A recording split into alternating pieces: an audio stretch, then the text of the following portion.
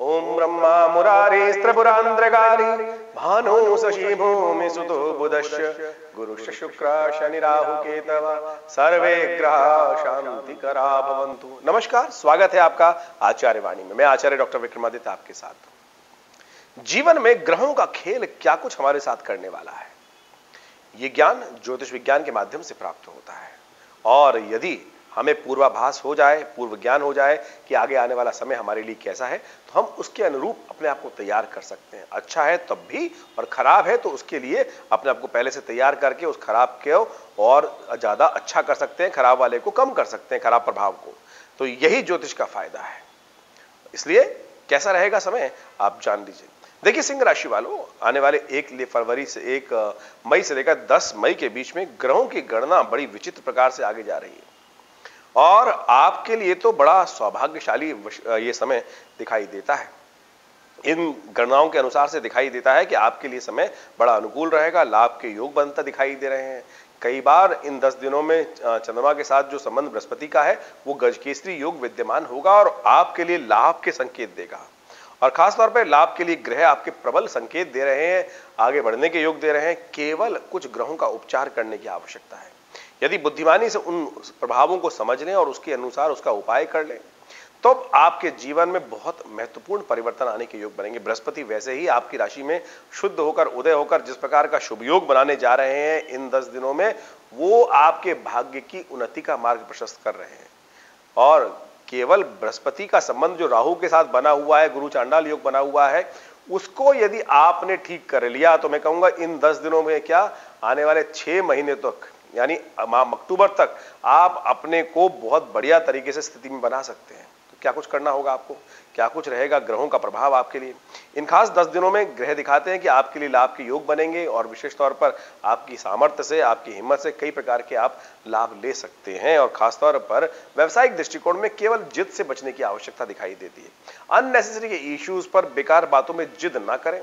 थोड़ा शालीनता से, शांति के साथ चीजों को समझकर यदि काम कर लेंगे तो बहुत सुंदर प्रकार से आपके लिए लाभ के योग बनेंगे। प्रबल रूप से आपके संपर्कों से आपको लाभ प्राप्ति के संकेत दिखाई देते हैं। स्वास्थ्य के दृष्टिकोण से ग्रह दिखा रहे हैं कि बीच में कुछ दिन हो सकते हैं कि जब आपको थोड़ा सा एलर्जिक समस्याएं, स्किन से संबंधित समस्याएं परेशान कर सकती हैं। सर्दी जुकाम आपको परेशान कर सकता है, थोड़ा सा साइनोसाइटिस की समस्या आपको परेशान कर सकती है, श्वास संबंधी रोग परेशान कर सकती है। लेकिन हम बताएंगे आपको कौन कौन सा समय कब भारी है, कब अच्छा है। आपको डेट वाइज आपको प्रेडिक्शन बताएंगे, उसके अनुसार आप समझ के अपने आप को पहले से प्रिपेयर कर सकते हैं और आप अपनी गाड़ी को सही से चला सकते हैं। सबसे पहले बात कर लेते हैं 1 तारीख की। 1 मई के लिए क्या कुछ ग्रहों का योग है। तो सिंह राशि वालों, 1 तारीख का पंचांग भी समझ लो। सबसे पहले क्या कुछ कह रहा है पंचांग। 1 तारीख के पंचांग के अनुसार समझें एकादशी तिथि है और इस वक्त वैशाख शुक्ल पक्ष का महीना चल रहा है और साथ साथ सोमवार का योग है और पूर्वा फाल्गुनी नक्षत्र विद्यमान है। और जो योग बना रहा है उस दिन मोहिनी एकादशी का योग बन रहा है। उस दिन विशेष तौर पर एक बात का ध्यान रखना चाहिए, उस दिन भद्रा विद्यमान है। सुबह 9:22 से लेकर करीब करीब रात को 10 बजे तक भद्रा रहेगी। तो केवल एक बात का ध्यान रखना है, कोई नया कार्य शुरुआत करने के लिए दिन अच्छा नहीं है, क्योंकि भद्रा का ध्यान जो लोग नहीं रखते हैं वो कहीं ना कहीं बाद में जाकर विचित्र विडंबना में फंस जाते हैं, फिर उनको सफलता प्राप्त करने में बहुत दिक्कत आती है। तो ये बात समझते हुए कार्य करना चाहिए। यदि उस दिन की ग्रह गणना को समझें तो हमें आपकी ग्रह गणना को देखते हुए समझ में आता है कि आपके लिए धन लाभ के प्रबल रास्ते बने हुए हैं। आपके विशेष तौर पर प्रभाव से बहुत सारे कार्य पूर्ण करने के योग बनते दिखाई दे रहे हैं। आप अच्छे से कार्यों को संपादित कर सकते हैं, लाभ ले सकते हैं, क्योंकि इस वक्त आपकी राशि के अनुसार से बृहस्पति, शुक्र, चंद्रमा कई प्रकार के शुभ योग बना रहे हैं। चंद्रमा बहुत अच्छी कंडीशन में बृहस्पति के साथ संबंध बना रहा है, जो आपके संपर्कों को भी लाभ देता दिखाई दे रहा है। संपर्कों से केवल अपने जीवन में सरलता को अपनाने का आपको प्रयास करना चाहिए। थोड़ा सा रिजिडनेस जो है उसको त्यागें और धर्म की तरफ, परमात्मा की तरफ थोड़ा सा आराधना कर लें। देखिए सोमवार का दिन है, मोहिनी एकादशी का व्रत है, आप एकादशी का व्रत रखना शुरू कर दें, अपने आप देखिएगा परिवर्तन का योग बन जाएगा, लाभ के योग बनेंगे। भगवान विष्णु का स्तवन करें, कल्याण के योग बनेंगे। तो दिन हमारे लिए, हमारे हिसाब से अच्छा दिखाई देता है।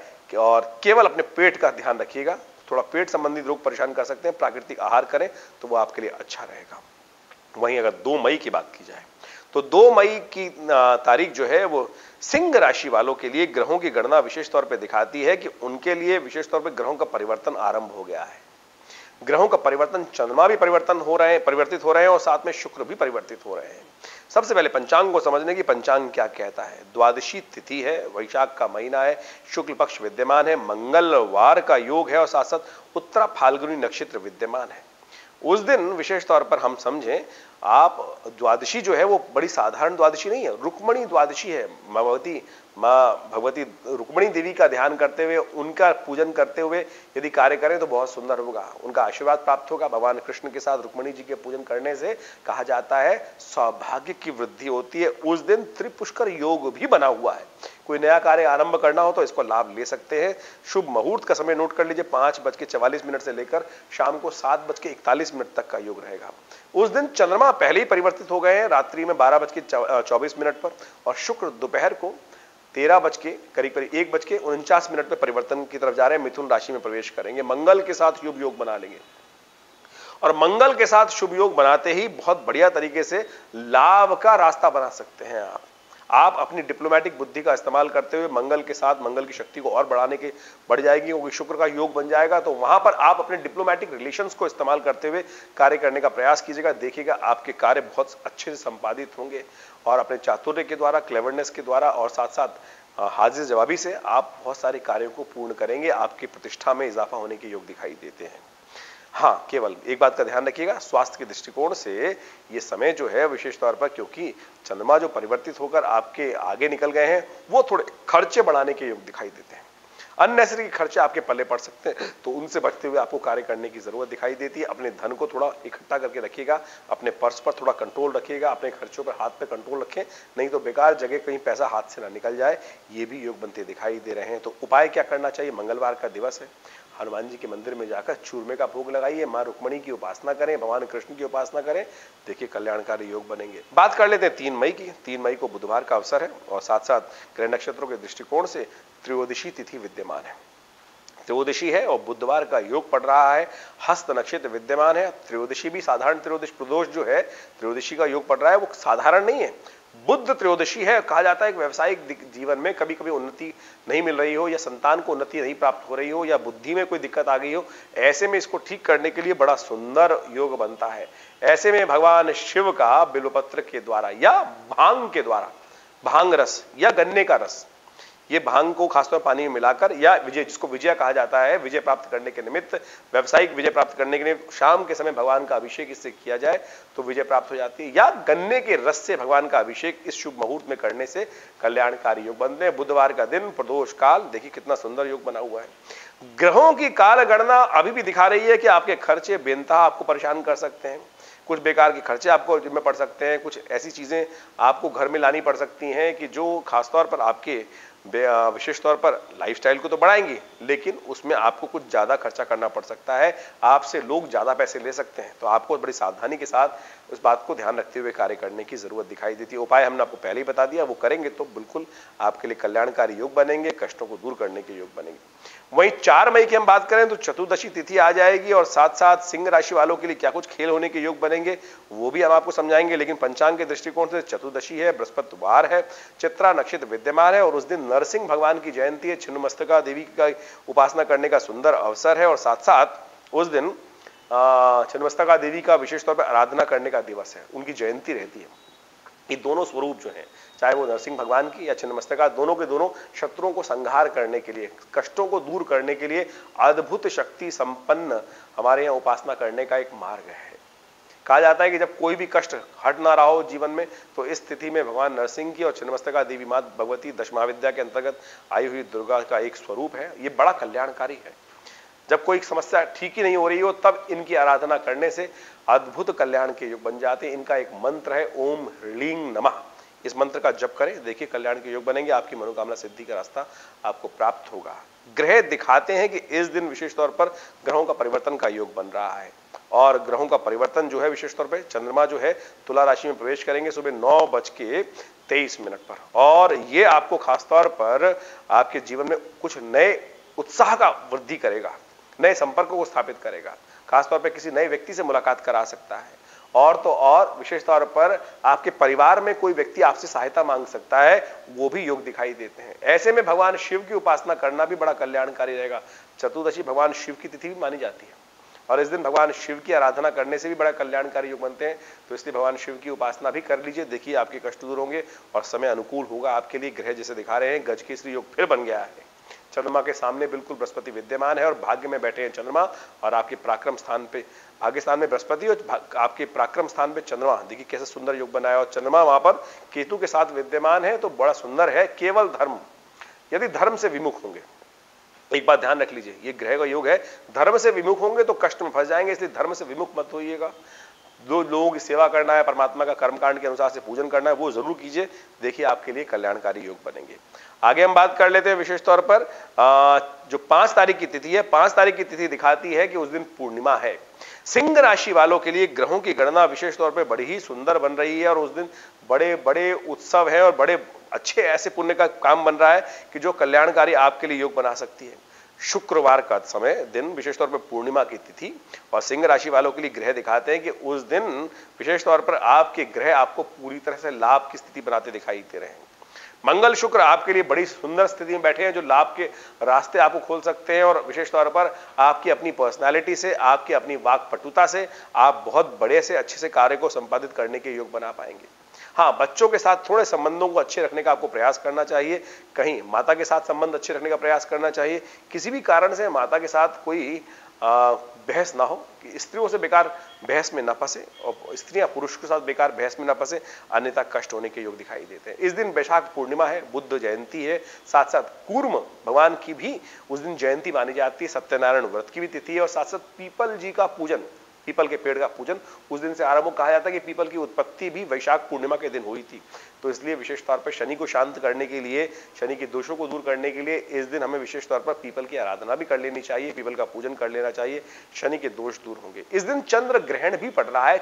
ये छायापूर्ण चंद्र ग्रहण है, ये वास्तविक चंद्र ग्रहण नहीं है, लेकिन फिर भी पुण्यों को उदय करने के लिए इस कली समय में यदि आप अपने ग्रहों को शांत करने के लिए, राहु आपका बहुत कष्ट दे रहा है, बृहस्पति के शुभ फल को पूरी तरह से प्राप्त नहीं कराने दे रहा, तो ऐसे में आपको राहु को शांत करने के लिए कुछ उपाय खास तौर पर इस स्थिति में कर लेने चाहिए।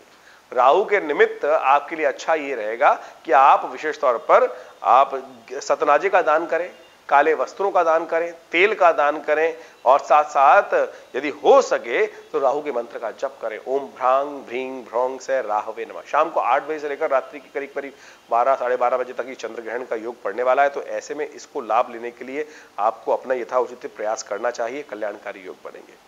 यदि हम 6 तारीख की बात करें तो 6 तारीख को पक्ष चेंज हो रहा है, मास चेंज हो रहा है, और ज्येष्ठ का महीना आरंभ होगा। ज्येष्ठ का महीना जो होता है विशेष तौर पे कई प्रकार से कृष्ण पक्ष का जो तिथि है वो प्रतिपदा तिथि है। 6 मई को प्रतिपदा तिथि है, शनिवार है, और उस दिन चंद्रमा जो है वो विशेष तौर पे वो भी परिवर्तन की तरफ जा रहे हैं। चंद्रमा वृश्चिक राशि में चले जाएंगे, वो थोड़े कमजोर हो जाएंगे। चंद्रमा वृश्चिक राशि में जाकर बहुत क्षीण हो जाता है, और सिंह राशि वालों के लिए चंद्रमा का बहुत बड़ा मेजर संबंध रहता है, द्वादशवें का मालिक है और ये कंफर्ट का मालिक होता है। वो यदि क्षीण हो जाए तो आपके मन को थोड़ा निस्तेज कर देता है, थोड़े से मन में डलनेस ऐसा भाव हो सकता है, कार्य को पूर्ण करने में थोड़ा सा आप वीक अपने आप को महसूस कर सकते हैं। ऐसे में आप अपने आप को प्रोवोक करने का प्रयास कीजिए, मोटिवेट करने का प्रयास कीजिए, क्योंकि चंद्रमा का क्षीण होने से आपकी बहुत सारी एक्टिविटीज डलनेस की तरफ चली जाएंगी, खर्चे बढ़ेंगे, और साथ साथ पेट संबंधित रोग परेशान कर सकते हैं, नजल संबंधित रोग परेशान कर सकते हैं। ऐसे में बुखार इत्यादि, थोड़ा सा मौसम का प्रभाव आपके ऊपर हो सकता है, तो थोड़ा सा ध्यान रखते हुए, सन से बहुत ज्यादा उष्ण शक्ति से बचते हुए, सनस्ट्रोक आपको परेशान कर सकता है, तो इन सब चीजों से आपको ध्यान रखना है। अपनी सेहत का उपाय क्या करना चाहिए?